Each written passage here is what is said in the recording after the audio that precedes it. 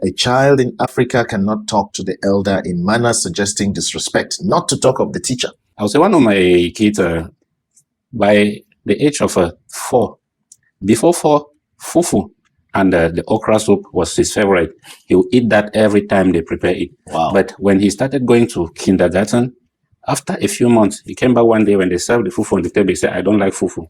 Once the kid starts going to school, you can expect to do more than when the kid was not going to school. Doing more in terms of paying more attention. Welcome to AfriSota. If you're just watching this now and you've not watched part 1, this is part 2 of my conversation with Uncle Walters on how African families cope in Minnesota. In part 1, we talked about the foundations of family life in Africa and how that shapes the culture that our children or that we grow from. And moving over to the United States and particularly in Minnesota, how those influence the way we look at things, how those influence our perspectives in how we integrate in this culture of Minnesota. Now in part 2, we're going to dwell on some of the challenges of this integration. As we struggle to blend, as we struggle to integrate with this culture in the United States and particularly in Minnesota, what are some of the challenges that we'll face when our kids start going to school? What should we expect? How do we expect the interaction in the society to look like? Stay tuned because Uncle Walters brings it to you like none other. There's the aspect of cultural integration challenges. We've talked about the things that we how we grow up, the experiences we have versus what we are experiencing here. Mm-hmm. So dwelling more on the challenges, you see that the way things are done back in Africa and the way you experience them here is completely different, or there are some pros and cons to each of them. So how would you share your experience or your journey, reflecting on your family's journey? What instances would you say markedly influence the way you are integrating and adapting to this new environment? So, first of all, for me, cultural integration. Actually, that particular phrase reminds me of when after my high school, I joined the seminary and we had this whole thing about adaptation. Adaptation meaning you go into a particular culture, try and blend. Definitely. And blending is not forgetting. It's not forgetting your own culture. Pick what is good from that culture, bring what is good from your culture, and contribute to that society. And that's how the diversity improves. So integration for me is in so many different ways. First of all, we've talked about how we used to interact as children back home, growing up. It takes a society to raise a child. Here, it takes one family. You deal with the issue, deal with your children, and all that. The educational system here is one of the things that, for me, is very different from what we have back home. Definitely. I know there are a couple of schools around that still use uniforms, which is good. Two things about the educational system in the United States. It is very expensive. Number one. Number two, but once the kid starts going to school, you can expect to do more than when the kid was not going to school. Doing more in terms of paying more attention to the child because the peer pressure becomes a big deal. We talked about children being very disrespectful, even at the ages of 5, to their elders, to their teachers. This is something which is very different in Africa. This is not happening. A child in Africa cannot talk to the elder in manner suggesting disrespect, not to talk of the teacher. And what I've noticed here in the United States, the child's right precedes societal values. Yeah. The child's right precedes family values. The child's right precedes even their own character upbringing. This is something which is very different for us. And I believe that it will definitely take parents, teachers to be able to work together to build character in our children. Definitely. Yeah, we need to bring that culture of respect from Africa, instill it in our children, so that when they go out there, when it's time for them to go out, remember they start going out, is it at the age of 4? Yeah. They start going to school, right? Yeah. 3.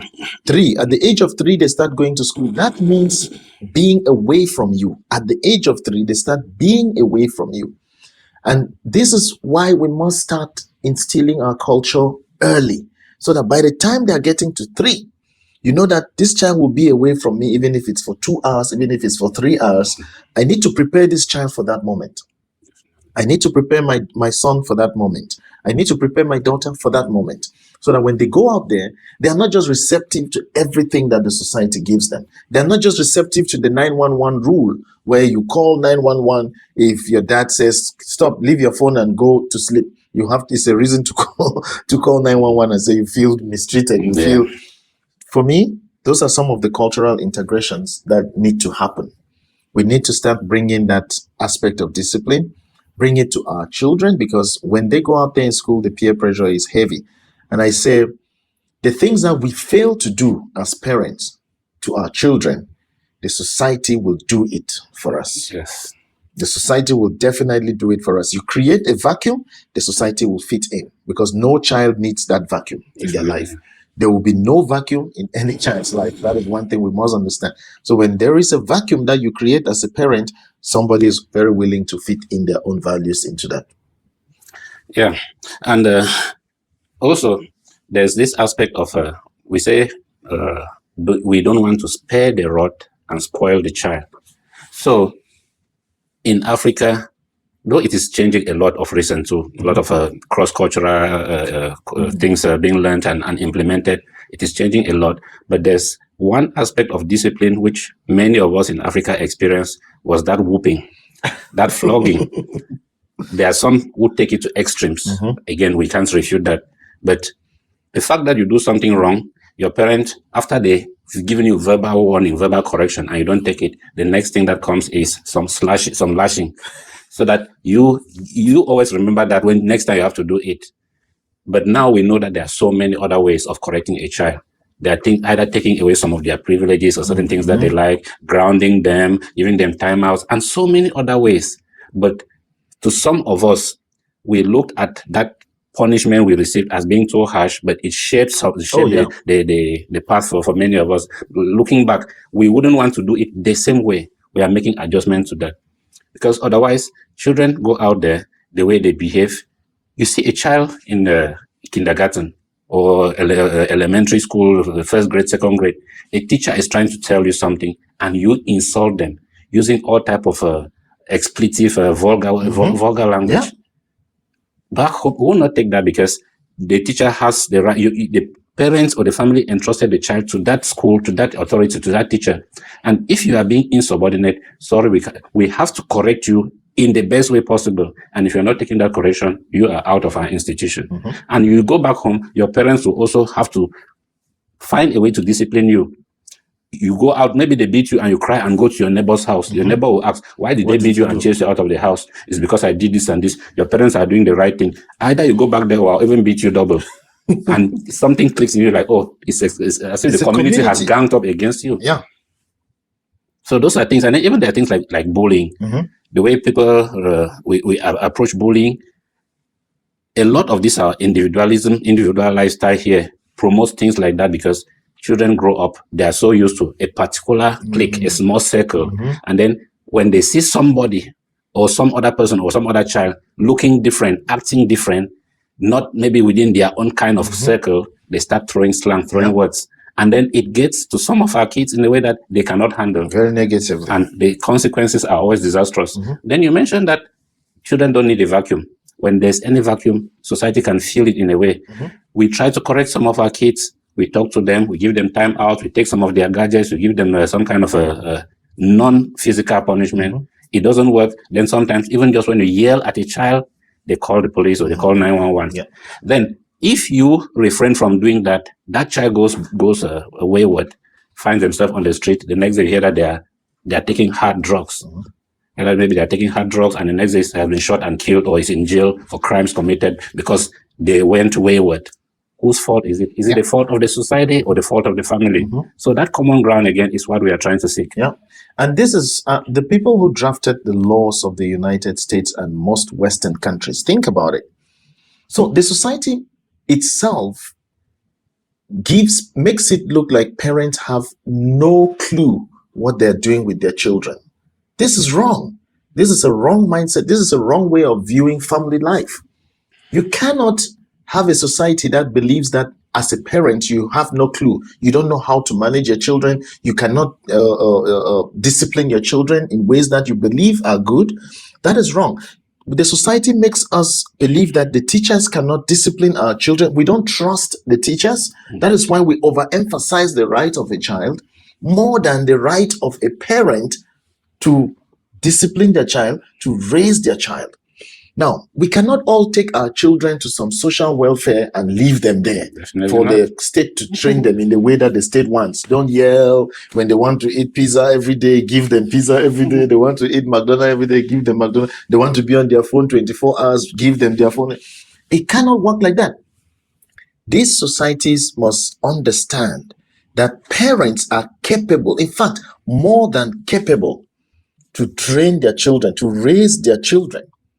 And that teachers in school are not just there because they found them on the streets and they don't have jobs. These are people who have been trained. And it's actually a calling, a vocation for many of them to join that field. Yeah, these are people who have been trained. So if policymakers are listening, this is getting off hands, by the way. The overemphasis on the rights of a child has a consequence in our society at a later stage of their development, of their growth. And now the society wants to deal with the effect of waywardness instead of dealing with the cause that could prevent it. Believe in parents. Believe in teachers. These people are experts. These people are professionals. They know, every parent know what they want for their child. Every parent know that they want the child to be this kind of person in the society. Nobody gives birth to their child so that they can remain babies. They are raising them up. My wife said something very important the other day. We have a young baby, by the way, thank God. And she said, when I'm raising this boy, God, give me the grace to always know that I'm not just raising my kid, to know that I'm raising somebody's husband. Yeah. You know, this was citizen, wisdom. A future leader. This was wisdom. Mm-hmm. She said, give me the grace to understand that I'm raising somebody's husband. I'm raising somebody's boss. Mm-hmm. You know, I'm raising a citizen. I'm raising a police officer. I'm raising a pilot.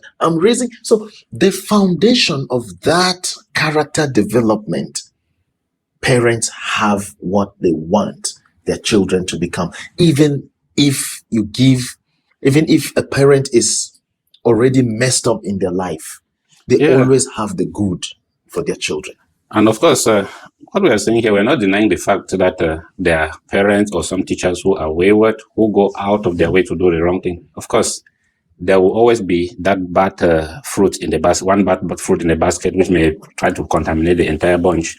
But we shouldn't take on, maybe from past examples, I think maybe the experiences in the past prompted those kind of laws to be drafted, but I think there should be room for improvement, because you shouldn't just take it like, okay, not every parent is at 100% good level to be able to raise their child. Mm-hmm. And that's why the other time, the number of times that we've had parent-teacher encounters with for the teachers of our kids, tell them that I still don't understand how you are able to do this. It is a vocation. It is a calling for a teacher in a classroom of 20 students or 30 students, mixed African, American, Asians, Caucasians, Latinos, mixed in one class, and you are able to develop their minds and mold them into something.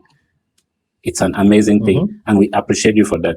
And then when they give their feedback about things that are going well, the kid is like this, is appreciative, he tries to do their homework. It gives us that good vibe too. Yeah. And then when they point out something, we shouldn't be defensive or attack them for not loving or not caring for your child. Yeah. So there's always a thin line somewhere where one side tries to go overboard. Either it's a parent not doing their job or a teacher going out and doing the wrong thing. So. And I think also the aspect of one size fits all in policy making sometimes can be it can ignore the good and beautiful people that we have in society. And that is why sometimes the good does not always come out. Yes. Most people who do the good always like to hide it and keep it. And the society has been built in a way that the good deeds of parents, the good deeds of teachers are not the things that the media tells us about. They are not the things that we see. And so these are some of the things that I think it's very important that our society and the people who also make the laws in our society should understand. One thing again, I like one thing we were trying to encourage in our community is to promote excellence, celebrate success, celebrate good things. When a lot of people say, I hate to watch the news, because every time you turn on the TV to watch the news, it's just the negative, the bad things happening, armed robbers here, wars, killings, gun violence. It's just a lot of negativity. But there are institutions, there are organizations, there are individuals who go out there and look for the little good that we can find in society and promote. In schools, this academic year, these are teachers that have been outstanding in what they do. Can we appreciate them? Can we recognize them and do something in the community? So those are things, even for students. Students, it's not just about those that attacked a school with a gun or did something bad and we hear it all over. We portray all the negativity. These are children that are going out of the way and doing something good. And like all of a sudden, you just see a child gets up. Like, oh, I saw one of my classmates is suffering from, I heard one of my classmates is suffering from leukemia. What is leukemia? Then go and do some research, or the parent or the teacher will tell you leukemia is a kind of cancer, and now that classmate is unable to come to school because of their health, and the family is struggling to meet up with their bills, and then it clicks something in that child. If they cannot pay their bills, is there something I can do? You see that child gets up, sets up a lemonade stand by the neighborhood, and then advertises it, maybe using the parents' Facebook page or Instagram to put it up, and you hear that child has raised 10,000 to support a classmate. Those are good initiatives that we appreciate and promote. So long as those values are there, it could be a white child, could be a black child, could be a Latino child, but those are values that we appreciate and promote. The society and the media shouldn't just always be about the negatives that we report to the world all the time. And that's something very, very interesting you bring to the limelight. The fourth estate, the media. The media is a very powerful instrument in child upbringing today. And I'm talking about all forms of media. We just talked about children being trained or raised by the TV, children being raised by their iPads, children being raised by the phone. The media is a very powerful instrument. So if you're working in the media, ask yourself, how much of positive news do we let out as opposed to the number of negative news that we let out? I know that the consumption of negative things happening in the society is high. But think about it. You have an obligation, you have a responsibility to be a part of the upbringing of our children. You have a responsibility to be a part of that upbringing of a better society. What is it positive that you can put out there? Do not only just bring out the negativities, but what is it that a child or two children in a different school did that can be brought out to the society? Some good stuff that these children do. And so it's important that the media start looking at, apart from, yes, there was gun violence. So we wait to know the name of a school when there's another shooting. You know, that's a very bad way of putting our things in the public. We wait to know the name of a supermarket when there is another shooting. How about celebrating the best employee of the year? Is that not something worth knowing? How about celebrating the best innovation of a child in that school in the year? So it's really, really important. It's a very, very key social instrument that should not be forgotten. And we Africans, we love celebration. In the churches where we have Africans doing their stuff, a lot of people here in the Western world say, oh, you guys go on and on and on and you take too much. That's just one example. But Africans love celebrating. If somebody is graduating, it's a call It's for a call for celebration. celebration. Somebody gives birth, it's a call for celebration. Somebody passes an exam, it's a call for celebration. Somebody gets a good job, it's a call for celebration. We find celebration in every success. Even when we lose someone, especially at an advanced age, we say we are celebrating that person's Celebrating life. the The person life. lived a life and has done something good or impacted the society in one way or another. Yeah. We are celebrating the person's Yeah. life. So let's incorporate those things. Let's bring those things and integrate them in this society. Food. Food is a universal language. Definitely. And the diversity of Africa cannot be underestimated when it comes to the language of food. As a family that has moved from Africa and living in America, how often do you prepare your traditional dish and train your children in like manner? How often do you make them understand that, hey, you have to eat this fufu with your hands? You know? You want to say something? Yeah. Talking about food is something that also gets me emotional because many of our community members are of African descent. They try to prepare our African delicacies, our African dishes, and have them as often or as much as we can. Mhm. But some are just quite time consuming, difficult to prepare, or you may not find all the components, all the ingredients to get that prepared. But nonetheless, I would say some of our families are blessed that we have mothers, wives, and relatives who try to prepare that for us as often as possible. Mhm. Then we try to teach our kids. I would say one of my kids, by the age of 4, before 4, fufu and the okra soup was his favorite. He would eat that every time they prepare it. Wow. But when he started going to kindergarten, after a few months, he came back one day when they served the fufu on the table. He said, "I don't like fufu." I said, "What changed? What did you have for lunch in school today?" Yeah. He said, "I had what again?" He said they start having their burgers and fries and pizzas. Then they come back home and like, no. So in my home, we know that these are food items that are common in the community. Mhm. They can have them every now and then, but we don't make it a habit to always give it to them because we want them to also grow to enjoy what we know as food. And that fufu you are eating with your hand, you have your hands well washed. It's our way of respecting that culture that is being transmitted. Then one thing which we miss here, I don't know if it is all over Africa, but in most of West Africa, is the aspect where parents will prepare that food. Maybe there are 4 or 5 children in the home.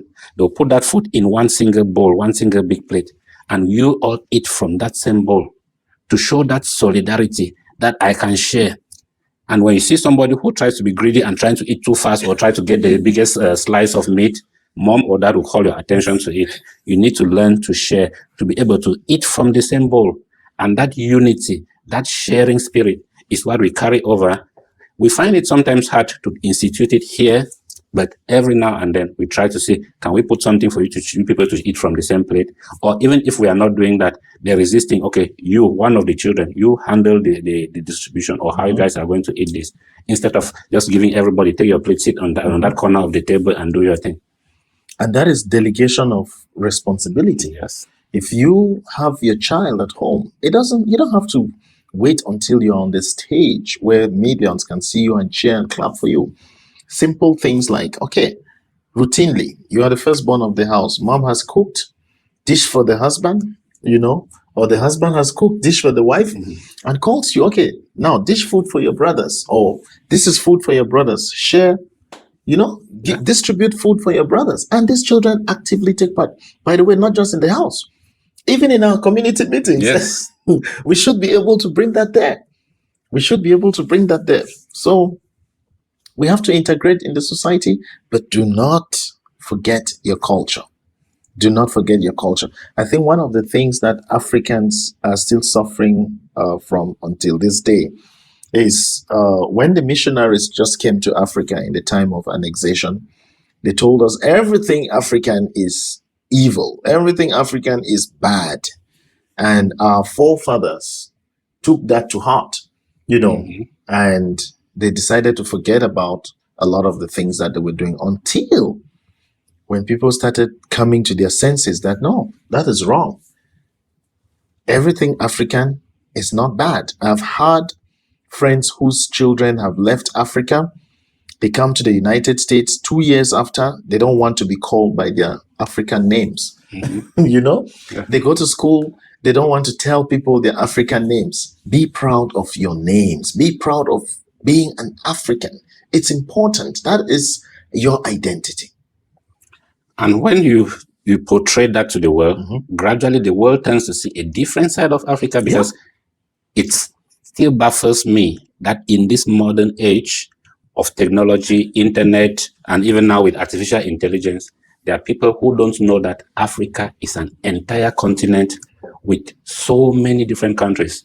Somebody will just ask, "Are you from Africa?" "Yeah, I'm from Africa." "Yeah, when was the last time you were in Africa?" Or how is the weather like in Africa? Africa has more than 50 different countries, Yeah. and they have different. Just my home country, Cameroon. Cameroon has 10 different regions, and each region is different. There are different tribes with their own local dialects, local languages that they speak. 250 Over something 257 different tribes Yeah. with different languages. So the food variety, the cultural display, there's just a lot that we bring out to the world. And gradually, when the world tends to understand, they fall in love with what we are presenting. Yeah. Now, you go everywhere, you see so many, or every part of the world right now. You see Caucasian Latino brothers, they're putting on this Ghana Kente fabric. These are African materials. Yeah. They like to go out and try the different parts of Africa. Okay, Africa is a huge place. I'll be going to Kenya next year, or next year I'll be going to South Africa, or I'll be going to Zimbabwe. Sure. Explore different parts of Africa, see the culture, see the food, and do all of that. And still on this cultural integration, we have our traditional dances, we have our traditional beliefs, we have our traditional performances during occasions. Like I used to be in the Northwest and worked in some villages there. We have all our small masquerades that will come out during our celebrations. Yeah. You know, I've hardly seen that around. We have masquerades that are not as sacred, by the way. There are some sacred masquerades Yeah. that you can't just come around and you are joking around with, you know. For the Bakosi people, there is a Mankum. You cannot come here and say, "Oh, we're coming out with Mankum here." And no. Or You have some of the Northwest Nko. villages and You cannot bring Ko and Mambo here and start scattering them. No, but there are those other ones that are not.